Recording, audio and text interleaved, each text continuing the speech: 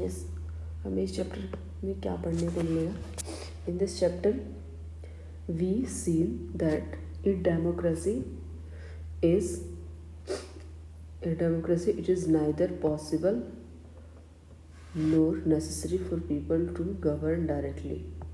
Democracy के अंदर क्या है कि ना ही पॉसिबल है और ना ही ज़रूरी है कि लोग डायरेक्टली क्या करें, गवर्न करें, यानी डायरेक्टली गवर्न करें, चलाएं. The most common form of democracy is our time is for the people to govern through their representative.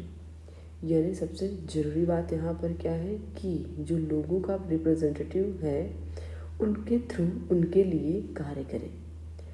In this chapter, we will look at how these representatives are elected.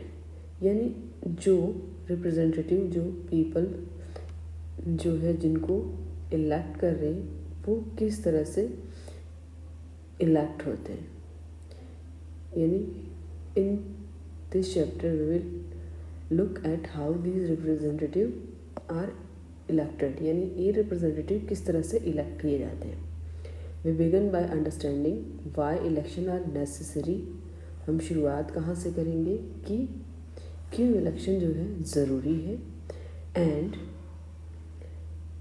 Useful in a democracy, और ये लाभदायक है किसी democracy के लिए. We try to understand how electoral competition among parties serve the people. किस तरह से इलेक्ट्रल कंपटीशन होता है. We then go on to ask what make an election democratic. और हम ये भी कुछ क्वेश्चन करेंगे कि क्या बनाता है किसी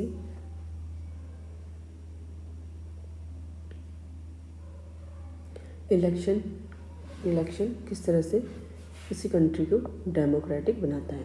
the basic idea here is to distinguish democratic election from non-democratic election. यानी बेसिकली हमें डिफ्रेंशिएट करना है, डिस्टिंग्विश करना है डेमोक्रेटिक इलेक्शन और नॉन डेमोक्रेटिक इलेक्शन के बारे में. The rest of the chapter tries to access election in India in light of this yardstick. तो इसमें हम बाकी चैप्टर के अंदर हम ये देखेंगे कि इंडिया के अंदर इलेक्शन किस तरह से होता है.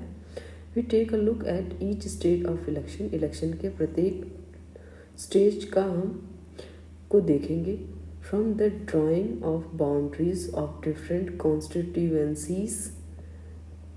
कॉन्स्टिट्यूएंसीज की बाउंड्रीज क्या है ड्रॉ करेंगे, देखेंगे.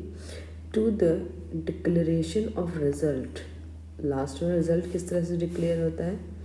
At each stage we ask what should happen and her stage पर हम देखेंगे कि क्या होता यदि what does happen in election, अगर इलेक्शन में इस तरह कुछ होता. Towards the end of the chapter के लास्ट में हम ये देखेंगे we turn to an assessment, एक असेसमेंट पर आएंगे of whether election in India are free and fair. किस तरह से इंडिया के अंदर जो है इलेक्शन फ्री एंड फेयर है. हेयर वी ऑल्सो एग्जामिन, हम इसका भी एग्जामिन करेंगे the role of the election commission in ensuring free and fair election. Election commission का जो रोल है वो किस तरह से कंडक्ट करता है free and fair elections. Thank you.